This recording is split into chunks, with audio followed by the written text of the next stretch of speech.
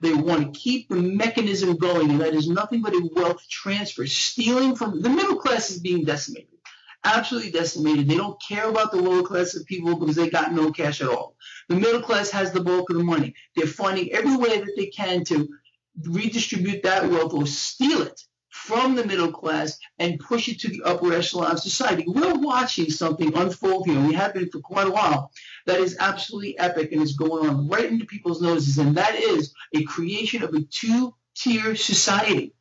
We are not going to have a middle class in a few years. This next crash, which is coming in the equity market, when the debt bubble bursts, in my opinion, we're going to see a crash here that is going to make everyone before it look like child's play. As a responsible person with growing concerns for your privacy and personal liberty, you want to know where we're headed and what you can do about it. We ask the experts what you need to do to take prudent and responsible action to safeguard your family's wealth and well-being, and what basic first steps will help you to be aware and prepared. ReluctantPreppers.com. Welcome back, Reluctant Preppers. Today we have a special guest, Gregory Mannarino, a former stock and equities trader with the trading arm of Bear-Stearns Incorporated. He's with us. He's also an expert on the current trends in the financial markets. We're here to talk with him about his opinions of what's going on that causes real and present danger to the finances of the average American family, what you can do to protect yourself and your family from irreparable harm if the system should collapse, and what you can also do in the meantime to profit from imbalances in the current financial markets. Gregory, thank you for joining us. Thank you for having me. I'm glad to be here. Appreciate it. So, Greg, a lot of the viewers on our channel are concerned about the risks that are present in the current financial system, and I wonder if you could just give us an outline of what you consider to be the gravest risks to individual families' finances today, and maybe some of the causes that you see of those risks in the broader financial markets and systems, and then we'll take it from there. Sure, absolutely. I would say, honestly, that the number one risk is not understanding how the system works. And the number one thing people need to understand is this is completely and absolutely rigged against them. It's not taught in schools. People don't understand really what is probably, one of the most important things they're going to end up engaging in throughout their entire life, and that is the pursuit of, I guess, wealth in one form or the other, or the pursuit of just trying to get by here. We have a system that at its core is designed to create debtors, not wealth. This is why so few, and I want to say not just Americans, but people around the world are able to get ahead in this twisted system. And without people having just a basic understanding that we have a debt-based economic model that is designed to create debt and debtors, if they don't just understand that, they're just frankly doomed, and they're going to get duped and taken advantage of by the Wall Street banks, by the world central banks, and everything else as well. So with that said, and in the current state of affairs that we have here, we have to understand this. At its most basic level, the greatest risk to the system is the system itself, and that is the relentless acquisition of debt in perpetuity. That's the basis of the system.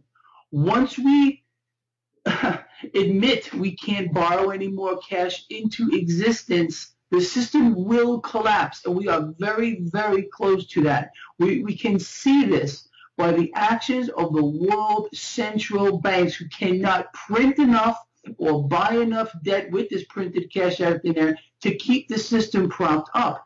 And the Federal Reserve has not stopped their quantitative easing program, despite what they're trying to force feed us. This must be understood at its most basic level. For years now, the Federal Reserve has required the banks to hold excess cash in reserves, not to lend it out, but to hold this cash in reserves. Now we find out just a couple of weeks ago that the Federal Reserve is requiring the banks to hold liquid assets. They have no choice in this. So I had pondered for a very long time why.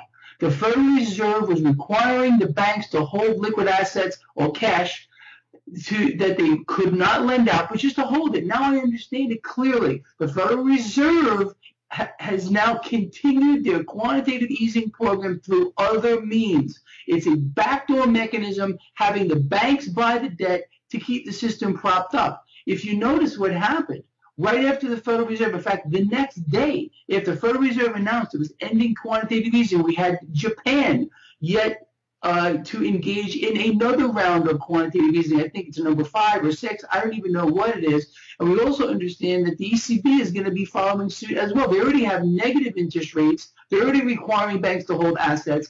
It's going to be very soon before they, in my opinion, before they initiate another full-on Federal Reserve-style quantitative easing program, despite what obstacles are going to lie in their way regarding Germany as well.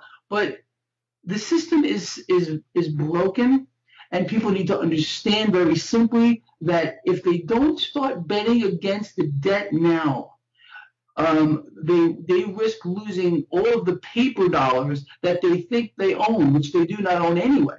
They're owned by the issuing central bank plus interest. It's owed back to them plus interest. It's a sick system. So people need to be understanding we need to get away from these bills here. Despite what the U.S. dollar has done lately, yes, it has gone up against versus other fiat currencies that are currently in the toilet as well. And the world central banks are going to do things still to keep this propped up, and the only thing they can do is print cash out of thin air, add it to a digital screen, buy debt. That's all they can do. And that proves to us all that we are very close to the end here. So people who have grave reasons, as you've pointed out, for concern about the threat to their family's finances and to the world's finances of the structure of the current system, what are some very basic and concrete steps that the average person can take to protect themselves and their family? Well, the number one thing is this. You have to understand that in a worst case scenario here, and you always have to think of things in a worst case scenario, we could witness an event here globally which will wipe out a large portion of human life. Understand, the global debt issue has allowed us to create an alternative universe. In other words, we've borrowed cash from the future to live a better now. So what that has allowed us to do is explode the global population, which has risen in tandem with the debt. Once the debt bubble bursts, and the debt bubble has created a human bubble. This is something I've written about, I've spoken about it at length many, many times.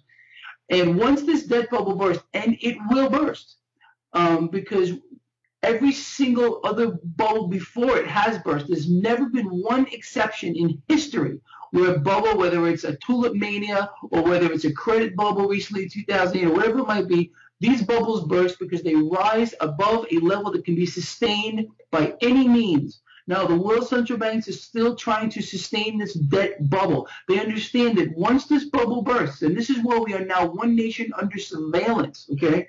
They understand that there's going to be rioting in the streets, and there's going to be people out there who are going to be absolutely lost and destitute, that have no means to acquire food or basic assets to live.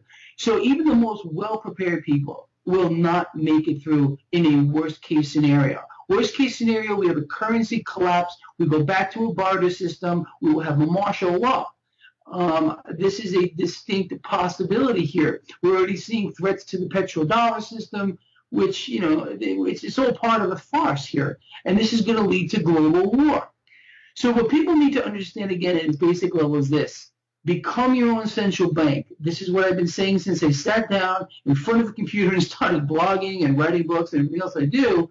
And becoming your own central bank means give the issuing central bank back their fiat bills that you don't even own anyway. They own them. They're owed back to them, plus interest that they print out of thin air. And right now could not possibly be a better time to be acquiring hard assets. I've been talking about this again since day one. People need to be in hard assets. Now, this is not a trade. This is an investment over a long period of time. These are actual pieces of wealth. They're not pieces of debt That's what people need to understand. So from a financial standpoint, I can't imagine a better place to be or to protect your wealth than in hard assets. From your standpoint, and we don't give direct financial advice to people on this channel. That's not what this is about. This is about raising awareness. But from your personal opinion, what is a realistic range of a family's net worth that you would imagine that they should consider holding in liquid hard assets? Well, that's a great question. It's very hard to say, and I think it kind of has to be tailored towards the individual. But again, if you're preparing for a worst-case scenario, that means that you should, be taking any extra fiat currency you have and converting that into hard assets as much as you can get your hands on it. And I still say this, that silver, physical silver, in my professional opinion, is the most undervalued asset of them all. In fact, I can't think of one other asset, maybe other than water. I mean, that is, because we're running out of water as well. You know that here, especially in this part of the country where I live. But, I mean, this is it. From a financial standpoint, people say, where should I put my cash in? I'm putting my money where my mouth is, or my cash where my mouth is, and I've been dollar cost averaging into these metals for years, and I will continue to do that until such a time where it's not feasible anymore. But if you just look around and you understand how desperate the world central banks are becoming, it should really make people's the hair in the back of their neck stand up and say, I need to do something. I need to do it now. I think it's very possible that, what people don't get, again, with the financial system is once you put your cash into a financial institution, it's no longer yours. It really isn't. And not only is it no longer yours, whatever cash you think you have in your bank account isn't there anyway. These banks work off of a fractional reserve system. They lend it all out except for 10%. That's all that's in that account there. So when the stuff really hits the fan here, these banks are not going to allow people to have access to whatever cash that they think they have.